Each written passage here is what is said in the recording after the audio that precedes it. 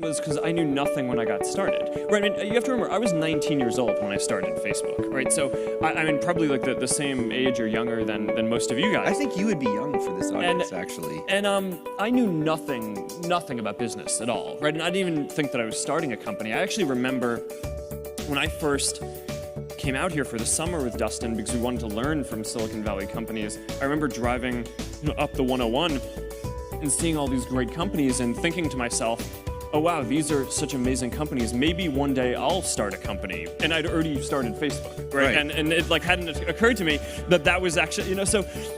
How did you learn? How did you learn well, just to from a lot of the people around me. But there's so many mistakes that just come from not. I mean, like I really knew so little at the time. I spent a bunch of time analyzing and reflecting on why it was that we were even able to do it, because all reasons suggest that we shouldn't have been able to do it, right? Because all these other companies had way more engineering power and servers and time and money and all this stuff. And I actually think that this is a pretty instructive thing for anything that you want to go do, because this is the same property is going to be true for anything that you guys start, is that someone else is going to have more resources and be able to do it. The reason why I think we actually ended up being the ones doing it is because we just cared way more about it than everyone else.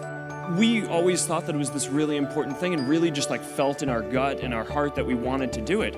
And early on there were always these skeptics saying that, oh, this can't be a business. We didn't actually care that much about it being a business early on.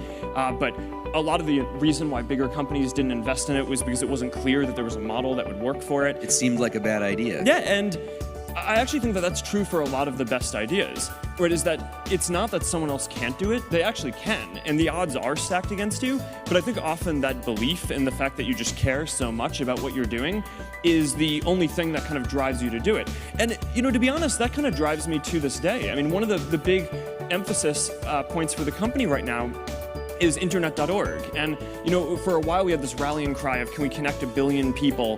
When we started talking about that, we thought that was crazy, right? It was way bigger than any service in the world that had been built, and, it was 10 digits long, right? It's like it felt crazy. We'd never get to that. But then the thing is, as we started to actually get closer to that, we took a step back and we're like, all right, well, our mission isn't actually to get 1 in 7 people in the world to be connected. It's we want to connect everyone. So it's a big issue that only around 1/3 of the people in the world have access to the internet, and that's something that we think that we can do something about.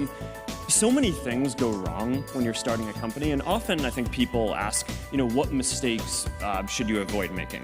And, my answer to that question is don't even bother trying to avoid mistakes, because you're going to make tons of mistakes, right? And the important thing is actually learning quickly from whatever mistakes you make and not giving up. Right, and I mean, there are things every single year of Facebook's existence that could have killed us or made it so that it just seemed like moving forward and making a lot of progress just seemed intractable. But you just kind of bounce back and you learn, and nothing is impossible. You just have to kind of keep running through the walls.